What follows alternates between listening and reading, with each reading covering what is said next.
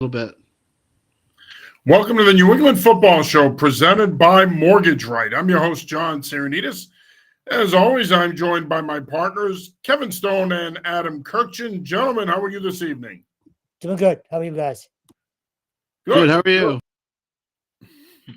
We are doing well. It's hard to believe that, I feel like we talk about this every week, but the football season is truly winding down here. Of course, we've got the sectional final playoff games this weekend in high school football. It's the last full weekend of college football. Patriots are going into week 12. It is hard to believe that we are this far along. Plenty to talk about tonight. We'll talk about the Patriots to start. Just take a quick look back at the Rams, look ahead to the Dolphins. Of course, big college football news in the region today. Don Brown being relieved of his duties at UMass. We'll break that down and share our thoughts on that. We're also going to talk about the big news that happened last week at Boston College. We'll give you our thoughts on the Thomas Castellanos, Grayson James situation. We'll look at the weekend that was with some of the big games in the area in college football, and we'll look ahead to a big weekend of action to close out the season for most of the programs in the area. And, of course, we will also talk some high school football. We're going to talk about some of our favorite matchups this weekend, both in terms of the MIA playoffs, and we might get into some additional high school football talk as well. Before we do all that, I do want to remind you that we are brought to you by Mortgage Right. If you are in the market to sell your current home and purchase your next home, or purchase your first home, or perhaps you are in the market to refinance and you need to give our good friend Herb Devine a call, 781-254-2846, or you can shoot him an email at herb@mortgageright.com. He and his team are available anytime, including nights and weekends. So if you are ready to enter the process, there's no better individual in the area to get into the process with than Herb Devine with over 27 years of experience. He has the knowledge and the know-how to help you navigate through this challenging process. All right, gentlemen, Patriots fall short yesterday to the Los Angeles Rams at Gillette Stadium, 28-22. Game that they could have won, game of missed opportunities. But I think at the end of the day, the bottom line is there were some positives to take away from it. There were some negatives to take away from it. Kevin, I want to start with you. Just some thoughts on yesterday's game. I know you and I talked about it along with our good friend John Lyons. Frustrating loss because they got off to a good start. It looked like they were in control of the game early, but then once you got into the second quarter, it slipped away from them. Yeah, frustrating for a few reasons. One, again, the coaching staff was inconsistent. I thought Alex Van Pelt had his moments yesterday, but again, Gerard Mayo, who got absolutely eviscerated, across the board today by basically every media outlet, and rightfully so. I think he was not great yesterday as well. Disappointing with the staff. Disappointing in the fact that you still don't get anything out of Jalen Polk or Javon Baker. You're making Drake May's life extremely difficult right now, and he's still making the team better, even having like 2 or 3 guys to throw to consistently. So on one side, again, Drake May is sort of proving you right in the sense that he belongs in that conversation, not just as the third guy with Daniels and by my Caleb Williams. Thank you, Caleb Williams. But he is right there with them as well. So that's a plus. But look, you're banged up on defense and you're just not that good on that side of the ball right now. So we can talk about the coaching adjustments or lack thereof, but you're not going to close out games when you simply are out talented. And I think that's where they are right now. So positive day in terms of, again, Drake May seems like he is the guy and he's not regressing, at least not yet, but just inconsistent across the board in terms of the coaching and not really putting guys in the right position to succeed. Yeah, I'd agree with that. I think, again, the talent is the issue. They're not – I mean, when you watch the Rams throw the ball to Nakua and what's his name? Cooper Kupp. When you have 2 guys like that to throw to, I mean, it just makes such a huge difference. These guys get open. They're not just getting a little separation. They're getting a lot. And say what you want about Gonzalez not covering either of those guys, which people have reported on and talked about all day. As far as Drake May is concerned, I mean, I still think he looks good. I mean, he looks better than he should given what his weapons are. Um, he really shows off great arm strength. I think he's getting a better feel of the game every time he goes out, and it kind of feels like, what would this team's record be like if they had started him at the beginning of the season, or what would his development look like, even more so. So I think that even though this is a 3-8 team, you know, it's there's still things to be positive about, and a lot of that has to do with Drake May. I mean, I think he's going to be a good player. I don't know what exactly happened on that interception. I think they both sort of took responsibility for it. But again, the turnovers with Drake, I don't think are surprising. I think you kind of had to expect this if you started, a kid who hasn't started a lot of games, even in college. When he gets to the NFL, he's going to run into turnovers. But it is something for him to work on. But overall, like, I still think, there are some good things to think about with this team. And it wasn't a total loss, in my opinion. Yeah, the turnovers are a major concern for me. And I don't think that people talked enough about that yesterday or today. He's turned the ball over 9 times. That's a lot. That's a lot when you think about where he is in terms of his progression. He's only been starting 4 or 5 games.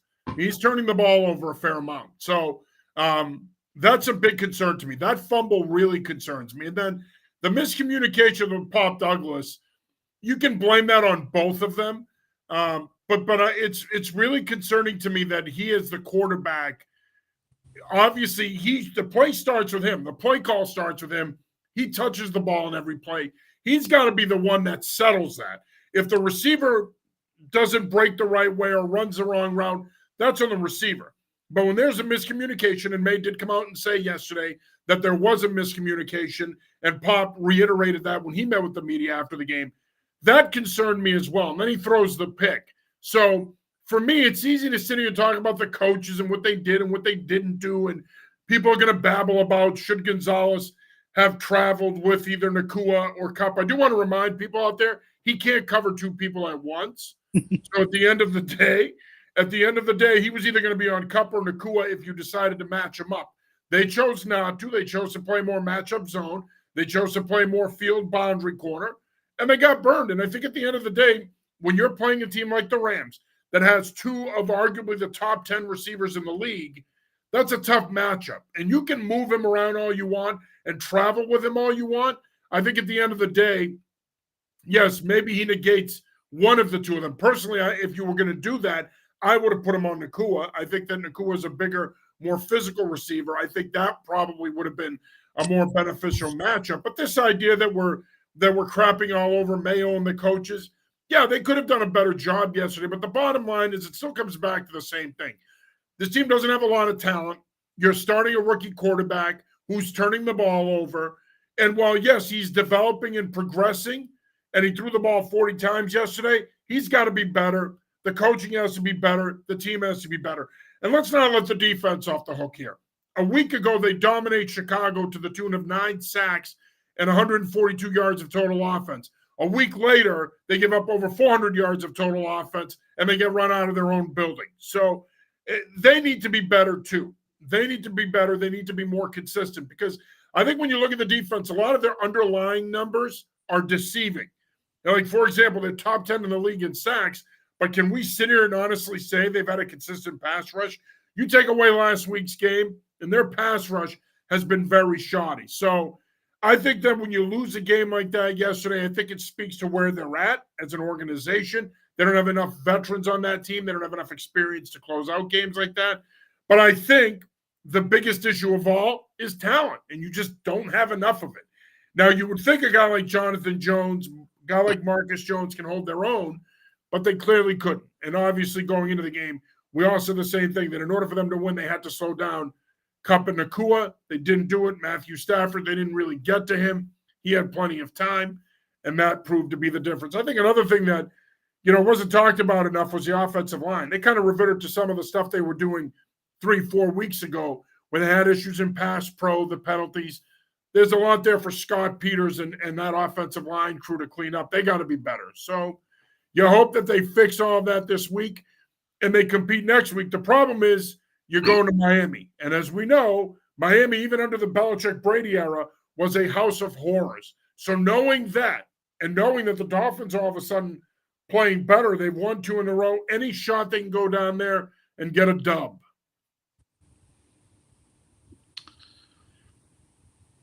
Anybody take the question? Sorry, I thought you were going to go. Yeah, look, yes, because you have Drake May. You have a guy who can, I don't want to say win a shootout, but keep you in a shootout. If you had gotten into one with Jacoby Brissett, you got no shot. So they can score points now, which seems like it's, again, a step forward, but I'm not sure you could stop them enough to ultimately, win that game. I know Miami's struggling. They have the same record as you, or maybe a game different. I can't remember, but no, I think they're a game better. Yeah. So they're 4-7. So yes, you can win this game. I'm just not sure you can get enough stops in the end. But again, you have a quarterback who, if you can't get those stops, can at least keep you in the game and sort of go up and down the field a little bit. Yeah, I don't know. I mean, the Patriots have lost to bad I apologize. They're 4-6, not 4-7. So 4-6. The Pats have lost games to teams that aren't good. I think that Miami might be sort of turning things around a little bit, and that's always just a weird place for them. They just strange things happen when they go down to Miami. That was the Miami Miracle thing. And so I don't, I'd like to think I think they have a shot. I don't think Miami's going to blow them out. I think it'll be a close game, but they have to really I don't know what they do because they have to avoid these strange things happening when they go down there. But again, this is just another chance for the team to see if they can close out a game. Like they've come close in some of these games to winning in a tight game. I feel like they're just sort of learning how to win in some of these these chances here. So I kind of like Miami here just because they're always better at this spot than the Patriots are, but we'll see. All right, Kevin Tyus joins the show. What is your guys' opinion with 2 games already this season? May had the chance to win the game, but ended up being interceptions downfield to end it. Is that Van Pelt call for him going deep? Well, look, again, and thanks for checking in, by the way, Ken. Appreciate it. I think it's something to remember here, okay? And I think it's an important point. When you call a pass play, you layer your routes. It's a concept. And you're doing several things within a pass play call. You're attacking areas of the field. You're trying to isolate defenders. You're trying to defend the leverage of the second. You're trying to attack, rather, the leverage of the secondary. There's a lot that goes into designing a pass play. Some pass concepts are simple, like your traditional 3-step drop, play action. Some are more complicated, like your traditional 5- and 7-step drop from under center, or your 5-step drop out of gun, where you're pushing the ball more vertically. A lot of what you call also depends on where the ball is, what hash, and what yard line you're on, and the situation in the game, how much time there's left in the game, okay? And by and large, when you call a pass play, it is designed to attack a coverage that you're anticipating them being in. The bottom line is, again, we can sit here and say, well, why, was he trying to take a shot there, not take a shot there? They needed chunk plays in that point in the game. And so they were going to push the ball down the field vertically more. At the end of the day, both May and Douglas said there was a miscommunication. It's abundantly clear that there was a miscommunication. You don't need to be a football coach to see it. You can see it because Douglas never looks back for the ball. So clearly he's running one way and May's throwing it the other. So, again, it's easy to sit here and nitpick and talk about Van Pelt and the job he did and what should he have called. And Monday morning quarterbacks are undefeated. Everybody knows what to do every Monday morning. Everybody's got the right answers. At the end of the day, you're starting a young quarterback, a rookie quarterback, who's trying to get on the same page with a young receiving core. It's going to take time, and there's going to be mistakes. And the fact that we haven't seen more of these mistakes speaks to the fact that Van Pelt and this offensive staff have actually done a pretty good job of installing the offense, teaching it, and coaching it. So we got to give them credit for that. But I think at the end of the day, this is part of the growing pain process, ladies and gentlemen. For me, he's going to throw the occasional interception. It's going to happen. He's playing in a league of disguising. The NFL is the ultimate coverage disguise league. My concern is the fumbles. You've got to take care of the ball. You handle the ball in every play. I always used to tell my quarterbacks when I coached them, if we turn the ball over, okay, if the only time you're not responsible for a turnover is when you've handed it to the back, he's taken the ball, he's run with it, and then he puts it on the ground. That's not your fault. Any ball that's put on the ground directly after the snap or in the exchange process, or if it's a ball in the air, i.e. an interception, that's on the quarterback. And to me, those two turnovers yesterday were both on the quarterback. He's got to be better. He's got to take care of the ball. End of story. The play begins and ends with him. He's got to be better. That's it. So we can sit here and talk about Mayo not covering Nakua and Cup and Van Pelt and the job he did. And by the way, I have tons of respect for our media brethren. I think we have one of the best media groups in the NFL. They do a tremendous job. But let's pump the brakes on the pummeling on Mayo today. Relax, okay? They lost by 6. You can question some of the decisions, but can we stop with the revisionist history? I've heard some people talk about Belichick. Just stop. They went 8-9 and 4-13 with Belichick his last 2 years. 3 of his last 4 years here were losing seasons. Belichick was not the same without Brady. He was not the same coach he was 10, 15 years earlier. So I'll even say 5 years earlier. Let's not even go 10. Let's say 5 years earlier. He wasn't that coach. So let's go easy on Mayo. Let's remember, too, he's a first-time head coach. He's a rookie head coach. He's going to make mistakes as well. I mean, it's just the Monday morning quarterbacking needs to stop. If all these people who think they have answers, think they can step into his shoes, go for it. I bet you don't last a week. All right.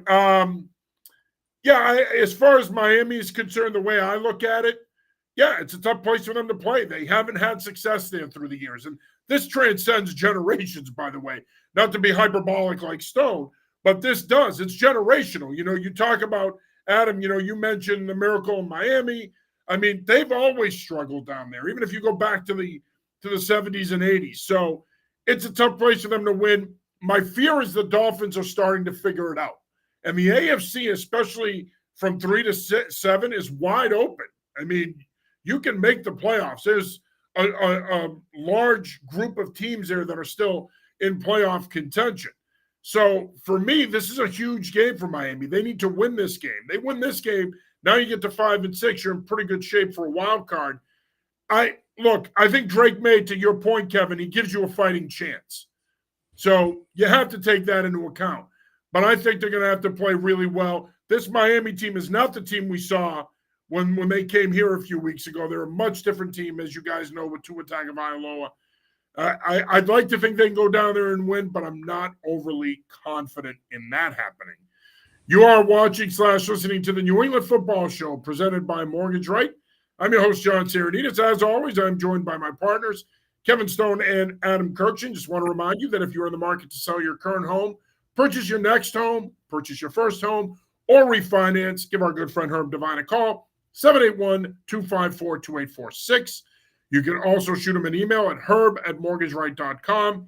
He and his team are available anytime, including nights and weekends, and we want to take this opportunity to wish Coach Devine and the Scituate Sailors good luck this weekend as they take on the Grafton Gators in what should be one of the best games of the weekend.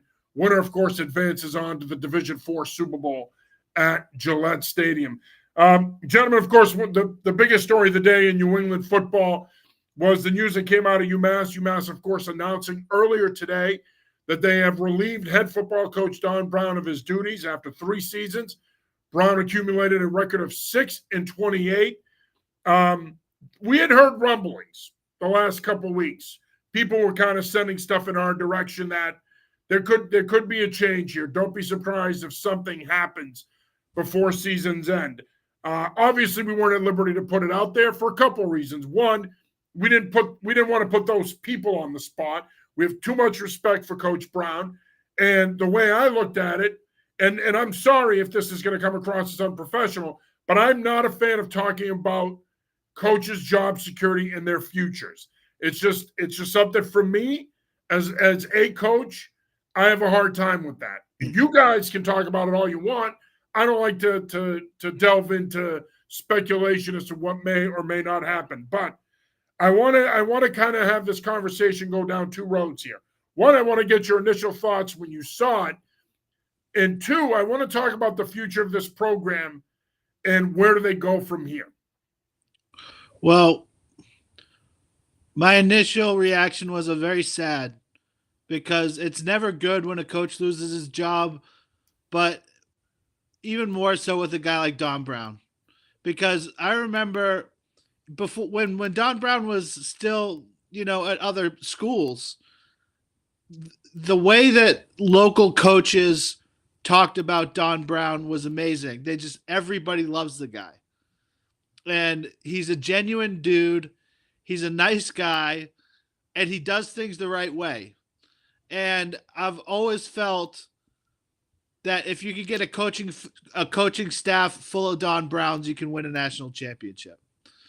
I really just feel so much that he's such a great guy and a great coach. He's recruited so many athletes to so many different schools. And the more I think about it, and I'll talk to coaches, high school coaches all day about stuff like this, is that if you think that Don Brown was the problem at UMass, then there's something wrong, because he is not the problem with you. There's so many things wrong with UMass that don't involve Don Brown being the bad guy here. You look at everything, and one of the things that sticks out with UMass, and this goes to your second question, John, is that there's just a lot wrong with UMass right now. Like the facilities are nothing compared to other schools. You look at the stadium. The stadium is, we talk about it a lot, but it really does matter how you treat your football program if you give them a stadium like that. You're in 1A, you're in FBS. You have to keep going. And you really, the sort of larger point to all this is commitment. Commitment from everybody in the institution pointing towards making this a winning football team. And you could have Bill Belichick coach there right there. They'd win 3 games. You know what I mean? That's what my feeling is. 4 with the Patriots last year. So I just feel like it's bigger than the coach. And if you're firing the coach, and I still don't understand why we're doing this now while the season's still going. Like, what are we doing here? Like, I just don't feel like the leadership at UMass really knows what it's doing here. And I think the thing that's disingenuous about it is, and every AD does this, it's not just Ryan Bamford, is that they tell you that we're doing this to get a jump on the hiring process, to find the next guy. Okay. That might matter in certain schools, but I promise you, whether you fire Don Brown today or 2 weeks from today, it's really not going to matter. So my point is, and I'm sure Kevin probably feels the same way, it didn't need to happen right now. No. Look, obviously, all right, I'll say obviously, he didn't have a good enough record. But I just feel like there's too many problems out here to say, okay, oh, wait, we solved the issue. We got rid of the coach, and we're going to bring somebody else in, and they're obviously going to do well. It's like, what are you doing here? Look at all the coaches that UMass has had since they've been in the FBS. Molnar, Whipple, Bell, Brown. I'm probably missing somebody. No, you're not. But that's still a lot. But again, it's all pretty much the same results. So at what point do we say, okay, well, it's not maybe the coach that's the issue here. It's other things like these things we mentioned before. So I'm just sad because Don has always been good to me. Don has been good to the state of Massachusetts for football, for New England in general for football. He is a good force for New England football. And it just sucks to see him get treated this way because I don't think he deserves it. So, Adam, you hit just about everything that I wrote today on this. Look, in terms of when it happened, part of me actually feels like, and I guess I could disagree with you guys, you almost did him a favor because now you're about to go get blown out by Georgia and then lose to UConn, who's about to win 8 or 9 games. So, in a sense, he's able to, I guess, pridefully step away without having an ugly sort of ending to what was going to be another ugly year. I get what you guys are saying. That was just kind of my first instinct. Now, in terms of when the news broke, it's the same reaction I think everybody had. We may have known this was coming. We just didn't know how. And, when you get that type of news, it's holy crap. You're always going to have that moment whenever you get coaching news. So I think everybody had, excuse me, that kind of same reaction. Look, Adam, you're so right about everything outside of, off the field. Um, the stadium is laughably bad. The bubble is what it is. It's not that nice. Look, you're a program that's about to go into a real conference and play games on ESPN. Like you're about to have that stadium showcased on Tuesdays and Wednesday nights, whether it's one game a year or whatever. That's embarrassing for what they have, to show for themselves right now. So the commitment around the entire program needs to be better, from the game day environment to recruiting to the training staff to everything involved with football. That needs to change. If you're a head coach interviewing for this job, you need to know it's going to be better. Um, so look, is it Adam? And you're right. Don Brown's one of the best guys we've ever dealt with. I still have a voicemail saved from when he first got the job, and I missed his opening press conference. He called me saying, "Where the hell were you? Give me a call. Yeah, I'll give you some quotes." So can't thank him enough for what he did for us. But again, I almost feel like you did him a favor ending this now and not going through this next debacle of the next 2 or 3, weeks, and then having the whole dog and pony show, releasing him then. So for me, you ultimately didn't recruit and develop enough talent. That's what it comes down to, which is hard because, Adam, again, you mentioned it, great recruiter. But that goes back to the facilities. You're not going to get the most talented kids when they come to Amherst and see what they're looking at. So, yes, it's on him slightly. It's more on the people around the program and the rest of the school for not supporting this program nearly enough. And I also wrote one more thing, too. And then, John, sorry to take up too much time. This school, when they made the FBS move, have they botched it? Yes. That's not the time for this argument. Everybody's going to talk about it. Not the time for it. Yes, they botched it, but yes, it can still work.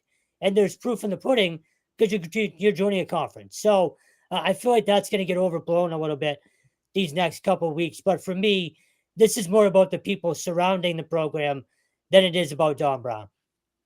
Yeah, I disagree with you on the botching thing wholeheartedly because they never recovered from it. They did botch it, and they didn't, and they need to be called out on that because it was an idiotic plan. The idea that they were going to play their home football games 90 miles from campus was idiotic. And for any UMass fan out there that's going to tell me that it could have worked, you're full of crap. It was never going to work because look at Temple. Temple plays in Lincoln Financial Field. They barely fill a quarter of the stadium for home games. Pitt does better at Acrisure Stadium or whatever the hell it's called in Pittsburgh. But the bottom line is Pitt and the Pitt football tradition also carry a lot of weight. So yes, they usually either sell out a couple of their home games a year or fill the place about 75% capacity. That was never going to happen at Gillette because A, you're playing 90 miles from campus. B, I think they overestimated the impact of the alumni base in Eastern Mass. And C, I think they overestimated people's interest in the program. Look, to say, first of all, my issue is, I'll say this. I'll start out by saying that most coaches, if they go 6-28 over a 3-year span, they get let go. I think we all agree with that. I think that the reason it's surprising is because it is Don Brown, because of his previous success at UMass, because he is a Massachusetts guy. That's why it's surprising. But if any UMass fan or alumnus out there thinks that they equipped him and his staff with what they needed to succeed, they're kidding themselves. They did not. And quite frankly, you're going into the MAC, which is a good thing, but this is a bad football job. It's not a good job. And I'm not going to stand by and let anybody tell me that it is or tell us that it is, because it's not. And look, we love covering the program, okay? And we love UMass football. We want them to be good. We felt that Don Brown could get them there. But the reason this isn't a good job is all the stuff you guys mentioned. The facilities are closer they're closer to FCS than FBS. McGuirk is arguably the worst stadium in FBS college football. Yes, you have the new football facility, the Performance Center. That's not enough. It's not enough. You need to build an indoor. You need to upgrade the stadium. You need to make an investment in this program. End of story. If you want to be good in football, if you want to capitalize on football and make money, you have to invest in it if you want the ROI. And right now, they haven't invested in it enough. And quite frankly, is this job appealing? Who's this job going to appeal to? Because here's the thing. You're going to go down one of two paths here. You're either going to go back down the Walt Bell path, where you're going to hire the young, hungry, unproven guy who will be the first-time head coach, and you hope that they inject some energy into the program, and you hope that they bring some enthusiasm into the program, that they have strong recruiting connections. You're going to hire that guy, or you're going to go back down the Don Brown path, where you're going to hire a guy who's experienced, who's been a head coach before, who's been around, who might have local ties, but they may not stick around long enough. Either way you look at it, if you hire the young guy, if he has any level of success, he's leaving. If you hire the older guy, he may not get it turned around, and you're back in this boat 3 or 4 years from now. So they're in a tough spot. Bamford's going to have to really, really be a good salesman in this process. He's going to really have to sell hope. He's going to have to sell the MAC. He's going to have to try to get a commitment from administration that they're willing to invest in the program. These are the things he's going to need to sell to head coaching candidates, because if he can't sell those things, he can sell the MAC because they're going into the MAC. But if he can't sell a financial commitment for the head coach, paying him what he wants, paying his staff what he wants, if he can't promise a facilities upgrade and a financial commitment to upgrade the facilities, if he can't promise that, if he can't promise that football is going to be a priority at UMass, then you're not going to get the guy you want. You're going to get somebody you don't want, and ultimately the program could be in the same position 3 to 4 years from now. So right now, as it stands, this isn't a good job. This isn't an appealing job, which is my point earlier. It doesn't matter whether you let go of Don Brown today or 2 weeks from today. At the end of the day, you're not going to have people lining up wanting this job. You're just not. So unless they have a candidate in mind that they want to get a jump on and try to get him in here, why would you fire Don Brown the week of the Georgia game? Either way you look at it, you're going to get blown out. Only thing is, you might be a little bit more competitive with Don, and the program is still together. The morale of the program isn't down. But I think, to me, the timing of it sucks. It makes no sense. And I wish Ryan Bamford all the luck in the world. I hope they get the right guy. We want UMass football to be good. But at the end of the day, I don't know if you're going to get a guy that's going to do more for this program than Don Brown did. Don Brown was a cachet hire. He was a name hire. Do you really think you're going to do better than Don Brown? I don't think so. Where do you guys see them going from here before we wrap up this topic? I'm not sure. I think I would like to see somebody with real New England ties that knows what he's getting into. Because, like with Molnar, I don't think Molnar really knew what he was getting into when he started here. And, I think he was a little surprised. But if you get a guy that knows New England and knows Massachusetts and has coached in this region before, I think they have a better chance of being successful. Now, again, those same issues are going to be there, unless they change things as far as, commitment and facilities and stadium. All that stuff's still going to be there. But at least if you get somebody who comes in with their eyes open saying, all right, I know that these issues exist. I'm here to coach FBS football. Then maybe we can see. So I don't know who that person is, but I would like to see somebody with New England ties come in here.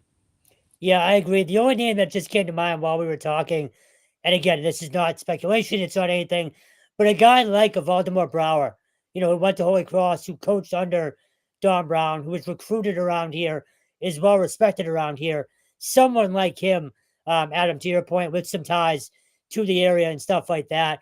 But again, and John, you've brought this up since we started talking about, hey, I wonder if Don might be done after this year. Is who are you going to find that's better? You make this move without sort of having that question answered. At least we don't think they do. So they have, the statement said there's a national search ongoing. I'm not sure how wide that search is going to be because I'm not sure how many people are going to answer the phone. So I'm with you, Adam. You need a guy with some England ties, I think. Right, but here's the thing. Some of the names you're going to hear, Ricky Santos from UNH, I don't see it. UNH grad, yeah, he's a Massachusetts guy, but I'd be surprised. Dan Curran's name has popped up. You just mentioned someone who was on current staff, Brower, UMass guy, coached there the last couple of years, of course. He had a lot of success at Springfield Central, had Super Bowl championship success at Springfield Central. And then you're going to hear some national names. If Neil Brown gets let go, and our good friend Alex Agrella, by the way, chimed in. He said Mizzou walking into McGuirk was possibly the most laughable thing I have seen. He apparently doesn't watch his own videos. I'm kidding. I'm just busting your chops, Agrella. And then he brings up a great point. He says, if Neil Brown doesn't make it at West Virginia, they need to get him back home. Neil Brown is a UMass grad. He also coached at UMass. So, that's a possibility as well. And that's a name that I think if he does get let go of West Virginia, because of his pedigree as an offensive coach, which is what I think they're going to want to hire, I think he's a name to keep an eye on for sure. The job could appeal to him enough to draw him back. It's going to be an opportunity to be a head coach. You're going into the MAC, which is one of the few appealing things about this job. I think there'll be other names. There's a couple of names that I'm going to throw out there that I think may surprise people, but could fit the second category of coaches I mentioned earlier, the experienced veteran coach, former BC coach Steve Adazio, Connecticut guy. Does he come back to the region? Possibly. I'm not sure he's looking to coach again. He's doing TV right now. But I think if the opportunity presented itself, I think he could potentially be interested. And another name I'll throw out at people is Pete Lembo, the coach at Buffalo. Again, don't like to speculate about coaches that are currently in jobs, but that's a name that came to mind for me right away because I think Coach Lembo is a guy who knows the area. He's recruited up here. He's been a head coach in the MAC. He's currently a head coach in the MAC. He's been an FBS assistant. I think UMass is a nationally higher profile program than some of the MAC programs he's coached in. So he could be someone to keep an eye on as well. I'll have a piece out tomorrow about some of the names that I think could be in the mix. I didn't put it out today because, we want to, respect Coach Brown being relieved of his duties. We didn't want to immediately start speculating. We'll put out a piece tomorrow about who we think are some other candidates. Bill Vaughn checks in. Bill says, I love the Brown hire at the time. Everyone did, but he was also the guy with New England ties who was supposed to bring in local talent. And Bill, thank you for checking in. And Adam Kirchner, that's your point. You have been someone who has harped on that the last few years about the fact that you didn't feel they did enough in Massachusetts and New England in terms of recruiting. Yeah, well, I felt like what happened is UMass sort of made the decision to be very heavy in the transfer portal, and which whoever takes over for him, I think, is going to do too. Yes, it's the lay of the land, and it's the quickest way to rebuild this thing. It's almost like when teams used to go the JUCO route, like they'd bring a lot of JUCO players, and UMass had a lot of success with that when they were winning in the FCS. Like they had a lot of JUCO players come in, which is fine. It's just I feel like if you're gonna go in the portal as much as they did, you're gonna end up missing out on a lot of local recruits who would come to your school. Like, even so, a guy like Ty Harding did a great job. He was a very underrated prospect out of BB&N, and Brown brought him to UMass, and he's done a great job. I think that really has to be more your lifeblood than the portal. It's just, I just feel better about, the team that way. I mean, you can still have it. It's just, but when you make it that much, your emphasis, it angles out a lot of guys that would be in the program otherwise. So let me ask you guys one thing. Today's day and age, we always see, particularly NFL, you see a lot of young coaches sort of getting their first crack. Is there any shot they throw a curveball and go with the high school coach? I don't think so.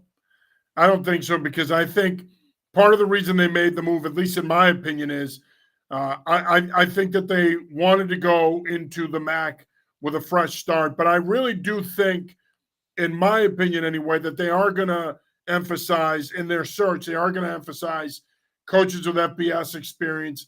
And they ideally would like someone that's the right age, that's younger than Don was, that's the right age, but has also been a head coach before at the collegiate level, specifically the FCS or FBS level. So I think that I think they're also looking at the lay of the land, and they're seeing what Jim Mora did down at UConn and what he's done down at UConn. I wouldn't be surprised if they up the ante pay wise to get the guy they want. But yeah, no, I don't see a scenario where they do that. I think that that's too hard in this day and age with NIL, the portal, and everything else. Yeah, I think the games are so different, and it's so hard to make that jump. I don't think they'll do it. Again, I think you're right. I think that, it's a tough thing picking a coach because you really got to weed out the guys that just want to be there. You want to go with the guys that want to coach at UMass and see how it goes from there. And just it's a tough sell right now, as John was saying. Yeah, I only asked just for the age. That's the only thing I was thinking. Well, Bill checks back in. John DiBiase would be great. I'm from Everett as a disclaimer. Thanks for checking in again, Bill. I think if you're talking about his son, Jonathan, UMass might be interested, but I'm not sure Coach Dibb at this stage of his career would be willing to take on the task of rebuilding UMass football. I mean, look, it's easy to say if Don Brown couldn't do it, no one can. I'm not going to say that because you never know. But what I will say is it was set up for Don Brown to do it. And if Don Brown couldn't do it, it's a tough job. And I think UMass folks need to be realistic about where this program is right now. And I think it would be to their benefit to give whoever is hired as a head coach the requisite amount of time that they're going to need. We talked about that they need the resources, but I do think patience is required here. I know UMass fans want to see them in a bowl and, they want to feel like the program is trending in the right direction. It's not going to happen overnight. It's not. So I think people need to be patient. I know it's hard. They've been patient for years. I don't blame you for being frustrated, but I think at the end of the day, they've got to be patient because whoever they hire next, they're not going to turn it around right away. It's going to take some time. Of course, the other big headline this week was the news that came out of Boston College.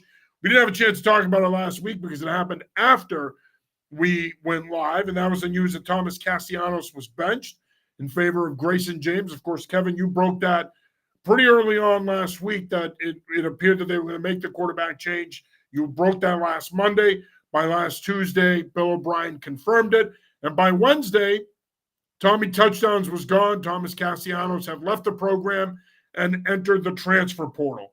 Now, they lost to SMU on Saturday. We don't really need to relive that. We can briefly discuss that, but I just wanted to get your thoughts on Castellanos leaving the program and Grayson James ascending to the starting job. So, look, I'm not going to rip a 20-year-old kid, but I think we all had the same reaction when the news came out that he was leaving. It's soft. It's soft. It's soft. It's weak. You're quitting on your team. What if Grayson had gotten hurt when you were at SMU? You're now going to Jacoby Robinson with little to no experience because, you didn't want to be a backup. So as far as Tommy goes, that's a very, very weak move. And I heard he did not take the news very well in that meeting on Sunday. Look, you guys know since April, I've been saying Grayson James looks better for this offense. And John, when Bill O'Brien got hired, you said, they might need a different quarterback to fit this offense. You saw it on Saturday. Now, can he get better? Of course. He started 3 games. So let me say that first and foremost. But the biggest thing that stood out to me, and I'm not sure how much of the game you guys saw, he stood in the pocket and took some shots, but delivered the ball downfield. And in particular, he was changing his arm angle enough where he's throwing it over the top of his offensive linemen's heads. Tommy couldn't do that. Physically, he just couldn't do it. So I think some of the throws that Grayson can make, you simply didn't have with Tommy. And if you listen to his post game, I just think he's a better leader, a better fit to lead the team. Now, having said that, there's no guarantee he's a quarterback after the next 2 games. I fully expect them to go hard in the transfer portal, not just a quarterback, but a ton of positions as well. But if he doesn't play well these next 2 games, which are now must-win games, by the way, at least one of them, there's no guarantee he's your quarterback after November 30th or whatever it is. So a big 2 weeks coming up for him. I thought he handled it extremely well all week, and I think Bill O'Brien sort of lent some insight during one of his press conferences last week when he said, "Look, Grayson's been outperforming or performing well throughout practice all season long. He had a torn labrum in training camp and missed 4 weeks. So who knows what would have happened if he was healthy through training camp." Bill O'Brien didn't owe Tommy anything. I think ultimately he may have felt some loyalty because Tommy didn't hop in the portal and they tried to make it work. But at some point, O'Brien had to make the move. So tough decision, but the right decision.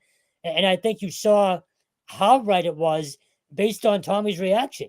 Do you really want that kind of kid in your locker room while you're fighting for your quote unquote playoff lives? So disappointing end to the Tommy turnover era.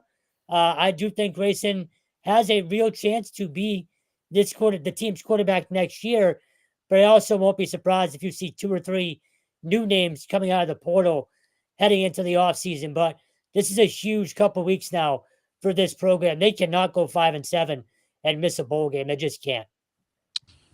I agree. I think one thing you said, Kevin, was kind of what I was going to say too, was when a change like this happens, it doesn't come out of nowhere.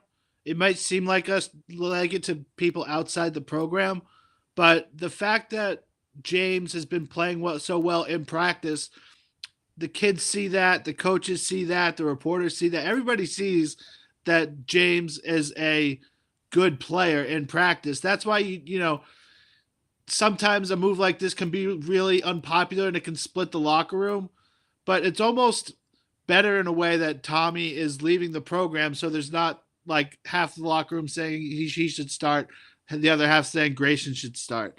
I thought, my thing with him leaving, I think that's just how it is now. I don't think it's different. Like it's with the transfer portal, guys leave, and they see an opportunity elsewhere, they'll go. I don't think Tommy is a terrible quarterback. I think his feet really give him an element that so many teams want, and so I hope he does well wherever he goes. And Grayson, look, this is his shot. He can really make something of this. But another thing you said, Kevin, I think is really true. Like he's in there now at a really important part of the season. Like this is either making a bowl or not making a bowl, and if he can bring a couple wins here, then it'd be great for BC. But, it's kind of like right up against it. This is on deadline as it is, for like it is for us. So hopefully he does well. I hope Tommy lands somewhere good where he can make an impact. And, I think it's still an exciting time of the year for BC because they can really, make a difference here. Yeah, John, just before you go, this is no fault of Tommy's, but I think he was overrated from the jump.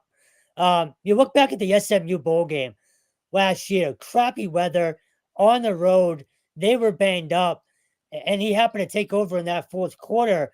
The whole path talk last year, I think we just sort of overrated him because he created that buzz around BC that fans were desperate for. So I think coming into the year, he was already at a slight disadvantage with the expectations so high. Yeah, look, I mean, I think that a couple of things. One, you mentioned, what does it say about him? And, I've said the same thing, Kevin. I'm not going to crap on a 20, 21-year-old kid. Everybody makes choices. Everybody makes the decisions that they think are best for them. Unfortunately, I think that what the transfer portal has created now, it's created a culture where if you don't get what you want or you don't get the playing time you want, that's your escape hatch. You can just leave. And it's sad to see that kids are just getting up and picking up and leaving and quitting because, I know people will say, well, why do you have to go there with it? But in my opinion, what this says about him is that can he deal with adversity? When challenged, can he step up to the occasion?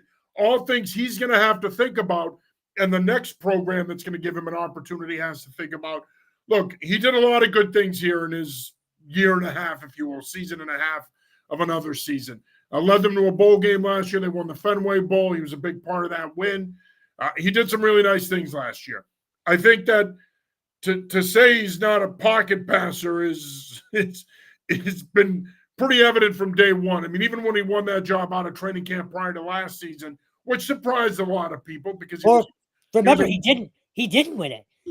Well, but he Moorhead won it, but they later told us, though, if you remember, that it was a competition and that it was neck and neck. True. And they started Moorhead, but then as soon as Moorhead struggled in week one, they benched him and played Castellanos. So I'm going on what they told us. What they told us last year was that they had a quarterback competition and they went it was neck and neck, and they went with Moorhead because he had been the incumbent guy, if you will. For me, in my opinion, I think, look, for Boston College, I agree they're going to go hard in the portal for a quarterback. They're going to bring in at least two. In my view, they have to, because you have to find guys that fit this system. As far as Castellanos is concerned, him leaving the program at the end of the day, once he got the news that he wasn't going to be the guy, he obviously took it pretty hard. He didn't want to be here anymore. I think what this says is that relationship was pretty tenuous to begin with. If he was so quick to leave the team and jump into the portal, that tells me that him and O'Brien didn't fully hit it off, that there was some trepidation there on Castellanos' part. And as soon as the opportunity presented itself to bench him and play Grayson James, Castellanos saw that as his ticket to leave, and he left. I think BC's in a better place. I think Grayson James is a better fit. I agree with you, Kevin. I think it's too early to speculate whether or not he'll be the guy next year. He's got to prove it over the next 2 weeks. He's got to prove it in a bowl game if they get there. But as I said, I think Boston College is going to be pretty heavy in the portal, especially at the quarterback position. They're going to look to bring in some experience to fortify the position for next year. I'm not surprised he was benched. I am surprised the way he handled it and the fact that he left town. Of course, Boston College played pretty well last week in that loss to SMU. Could have won the game, ultimately ended up losing the game. They got 2 games left. They got North Carolina this Saturday at the Heights, and then the following Saturday, Pitt comes to town. Real quick, do they make a bowl? Yeah, I think they go 6-6. All right, they lose to Pitt and they win this weekend. But look, UNC's running back, his name escaped me, Omarion Hampton, sorry, I think, just ran for 300 yards the other day. This team can't stop the run right now. So they need to be very, very careful, because if they lose this game, you now have one game at home with that crowd who's going to be tense against a very good Pitt team who could be playing for a upper echelon bowl. You need to win this Saturday. I'm not sure you do against Pitt. This is getting up against it. It's just it's going to get tougher if they. I mean, obviously, if they lose this weekend, then they're in bad shape. But I think they do. I think they beat UNC, like you said, Kev, and possibly lose to Pitt. Yeah, I'm with you guys. I think they go 6-6. I think they win this week, then they lose to Pitt. And again, it's not what Boston College fans want to hear. Them being 6-6 and being in a lower tier bowl again. That's where this program is. Okay, 6 weeks ago, people were talking about Bill O'Brien building a monster. Now we're sitting here talking about whether or not they're going to be bowl eligible. I think it's a reminder that people need to temper their expectations. This program, it's going to take a couple of years for O'Brien to recruit a couple of classes, to get into the portal a couple of years. It's going to take him some time to really get the talent that he wants in to fit the schemes, but it's also going to take him some time to get this program to where he wants it to go. He's definitely the right guy for the job. I definitely think that he will get it going. Do I think he's going to build a monster? Probably not. But I do think that they'll be better than the perennial 6-6, 7-5 that we've seen every year. But it's a disappointing season nonetheless, because when you go back to September, at one point they were ranked 24th in the country. When you go back to that week compared to now, I don't think any of us thought that they would be in this position 10 weeks into the season, that they'd be 5-5 and fighting for their bowl lives. So, or bowl eligibility, I should say. So we'll see, but obviously they got to at least win one of these last two. Real quick, just jumping around here in college football scene before we wrap up with some high school talk. URI comes from behind, trailing 17-0 to beat Albany 20-17. They pick up their 9th win of the season, which is the most since 1985. They finished the season this week at Bryant on Saturday in the Ocean State rivalry game between the two schools. It's safe to say that they'll get an at-large playoff bid. They're not going to win the CAA. Richmond in their last season in the CAA did that. They're moving on to the Patriot League. But can they get an at-large bid, and can they make some noise in the playoffs? I think they can. Yes to both of those questions. The problem with Rhode Island hasn't been, are they good enough? It's that are they going to play well enough up to their talent level, and they have this year. You know, they've lost some games in the last few years that really they shouldn't have lost, and I think this past weekend was a game that most years they would lose. But they're talented, they're well coached, they're a good football team. I would think they absolutely can could win a game or two in the FCS playoffs if they get there. Yeah, as long as you don't slip up against Brian and sort of leave it in the committee's hands on Selection Sunday, they should be in. Honestly, they should have a home game. I would think with 10 wins, that should buy you a home game. Holy Cross had one a couple years ago with the same record, I believe. So to answer your question, yes, just can't slip up. Adam, to your point, these are the types of games where this is the game that's kept them out in the past few years. So need to stay locked in, but they look like they're playoff bound finally and going to end that 39-year drought. And I do want to clarify, they can still clinch a share of the CAA, but they're going to need some help. So they're going to need to win on Saturday, and they're going to need Richmond to lose. But Richmond very well could lose on Saturday. Of course, as I mentioned, Bryant is at URI is at Bryant. Richmond hosts William and Mary, who's 7-4, usually really well coached. So they could certainly lose that game, and then all of a sudden URI can find themselves getting a piece of the pie, which would be big for this program. Again, they haven't won a conference title either since 1985. Big game nonetheless for the Rams. UNH also has an outside shot at a possible at-large playoff berth after their win over Stony Brook. The Wildcats improved to 7-4.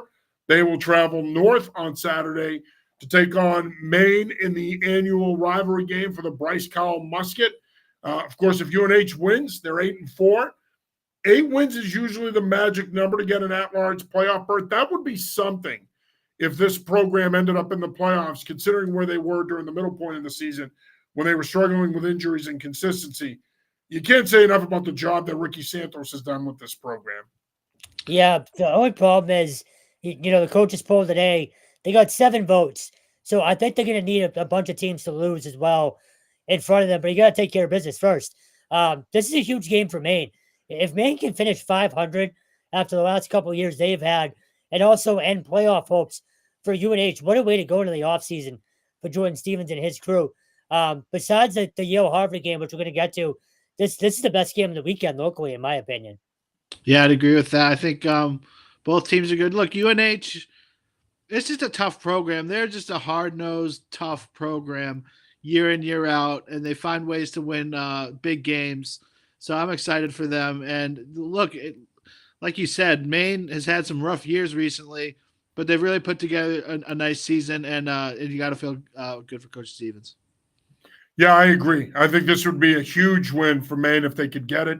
They would improve to 6-6 on the season, and that would be a big turnaround from where they've been the last 2 years, and certainly the program would be on the right track. And again, as we said, for UNH, this is a huge game as well, as they have an outside shot at getting a possible at-large playoff berth in the FCS playoffs. You mentioned the Ivy League. Of course, Saturdays is the big one, the game. Yale visits Harvard. Our Ryan Barry is going to be there for that one. Crimson win. They win the title outright. They lose. They can get a share of it, but now all of a sudden, Dartmouth can get a piece of it, and possibly Yale, although that's an outside shot. But nonetheless, Harvard-Yale, once again, a big game. Yeah, I think that Harvard doesn't want a piece. They want the whole shebang.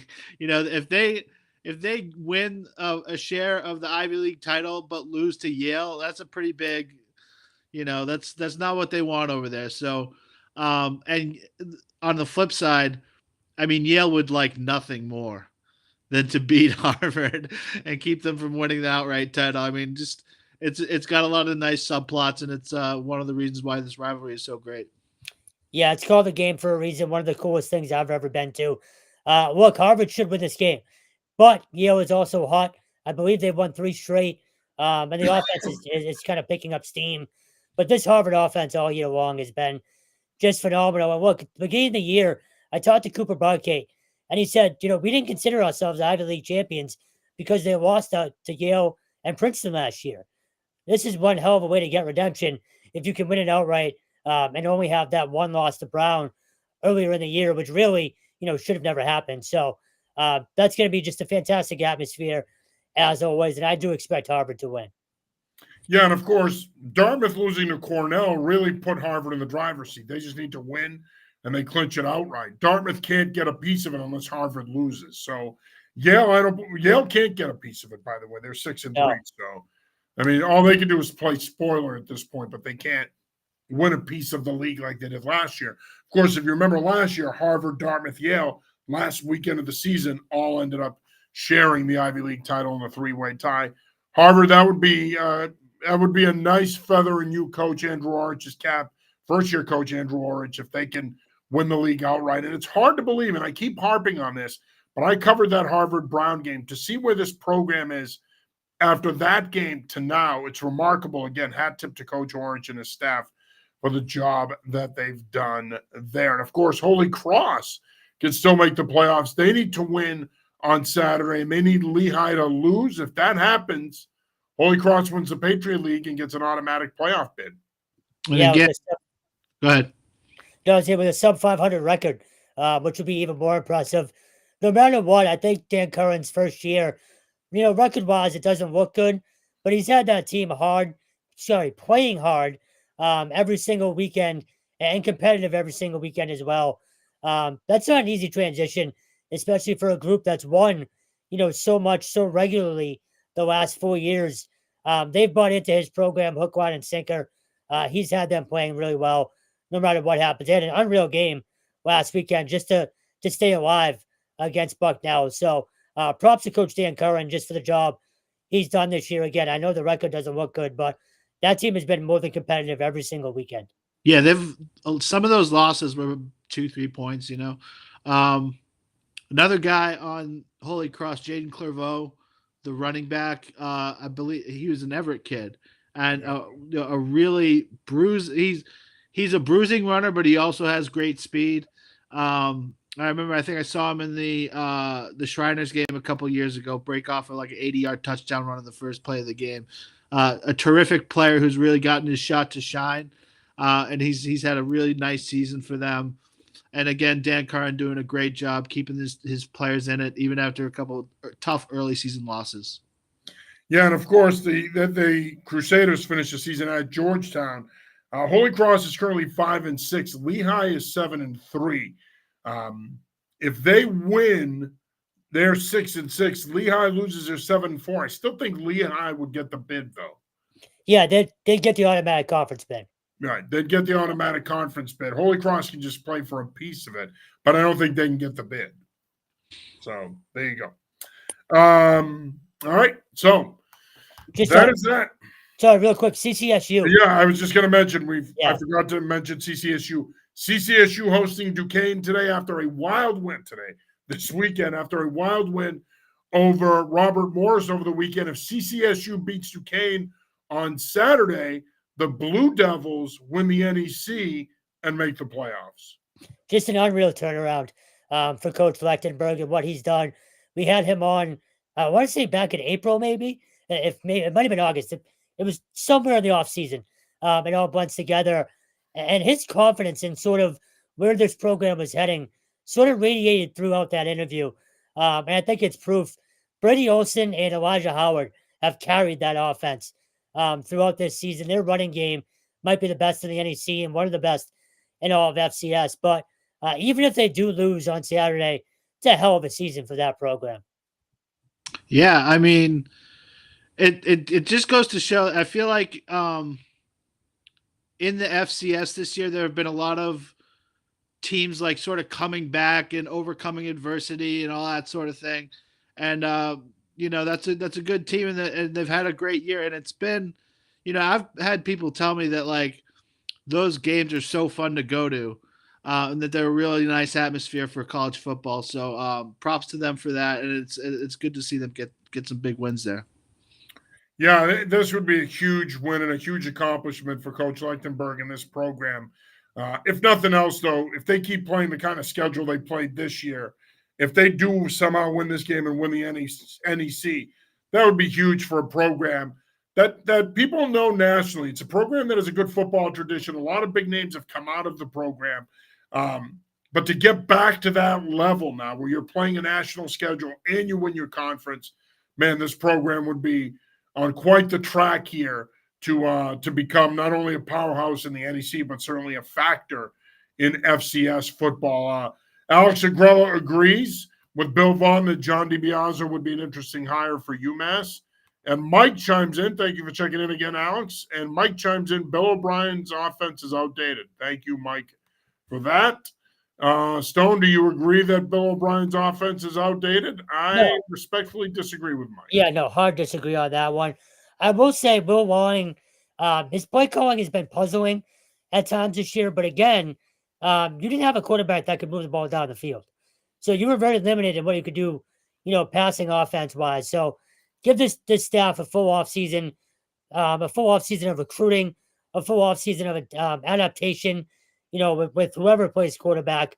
Then, talk to me next year. You might be right by that point, but no, I don't believe it's outdated by any means. Yeah, neither do I. All right, let's talk some high school football here. Of course, the MIA playoffs continued this past weekend. We were in the second round. We are on our way to round 3. Next stop after that is Gillette Stadium. But Adam Kirkland, I just want to get your thoughts. A couple of games that got your attention this past weekend, and what are a couple of games you're looking forward to this upcoming weekend? Well, the game that caught my attention this past weekend was Springfield Central losing to BC High 41-36. BC High had a big lead, and then Central sort of came back and made a run at them. So I think that's a huge win for BC High and Coach Paul Zukowskis.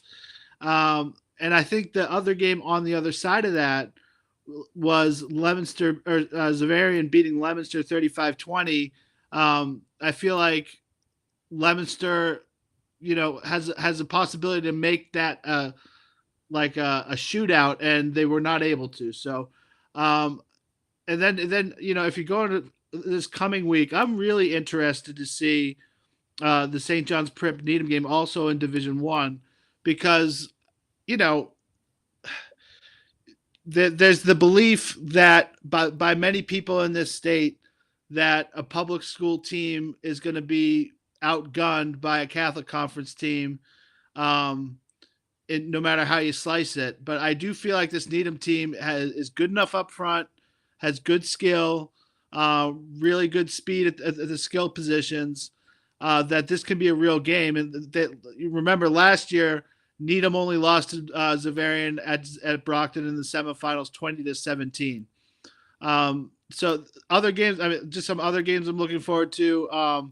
Reading and North Attleboro, I think, is a great game. I think North Attleboro's 2 losses were to Foxborough by 5 points and to Canton by 2 points. So it's not like they've been getting blown out in any of these losses. And Reading is still undefeated. Like, I I certainly did not expect. I think they won 3 or 4 games last year, Reading, um, and this has been a total surprise to me. Although they're a very good program, I just thought it would take longer coming off a season like that. Um, and there's good games all over. So I'm really excited to see some of these games.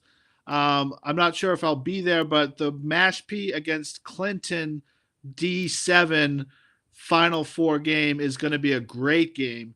Clinton's one of those teams that people have been telling us all year that we should keep an eye out on this season. And Mashpee's just having a great season as well. And it's just really, you can't go wrong with any of these games. If you choose to go to a game this weekend and went like this, you'll find a good game. So really just go out. There's not going to be a lot of high school football left. There's only a few more weeks of it. So go out and see some of these games and root for these kids. Yeah, just to back up a couple of your points, Adam. I covered that Needham game against Central Catholic. They're the most physical team up front that I've seen all year. They got some big boys, and Aiden Williams running the football is just an absolute moose. Problem is, you need to score points consistently against Prep. I'm not sure that they can win a shootout if it happens to go that way, but I do give them a puncher's chance. I'll be covering that game. Looking forward to it. Reading, I saw against Winchester a couple weeks ago. Jack Murphy's the real deal. We talked a few, I want to say a year or two ago about James Murphy. Jack Murphy's just as good. So that game's going to be fantastic. Mansfield Walpole, I think, is the game of the weekend. I think that's going to be an absolute slugfest. And then Grafton Situate, I think that's got a chance to be one of the best games as well. Foxborough Hanover could be a shootout as well. You're right. There's just a ton of games that you can't go wrong with. This is probably the best weekend of the year for high school football around here. So looking forward. I think I believe we're covering all 16 games. So stay here for all that coverage as well. All right, good stuff, gentlemen. And of course, we'll be back this week, actually tomorrow night, with the high school preview show and then the college preview show. So we'll talk some more about these high school matchups tomorrow night as well. And we'll delve into some of the Rhode Island Super Bowl matchups as well. Connecticut high school playoffs start in 2 weeks. They start after Thanksgiving. A bunch of the top 10 teams in Connecticut are idle this week. The next time they'll get on the field is, of course, Thanksgiving morning. And then the CIAC playoffs kick off after that. And we can't wait to try to get to as many of those games as we can. And, of course, we will have all 6 divisions, all 6 state championship games in Connecticut covered for you this week, second weekend in December. So looking forward to that as always. All right, gentlemen. Great job as always. Again, sorry that it took us a while to get on tonight. We had some technical difficulties. We figured them out, and voila, here we are. Lots to talk about, jam-packed show. We hope you enjoyed it. All right, that'll do it for this week's episode. For Kevin Stone and Adam Kirkchin, I'm John Saranitas. We'll be back with you again next week. Until then, stay safe and get out there and watch some football.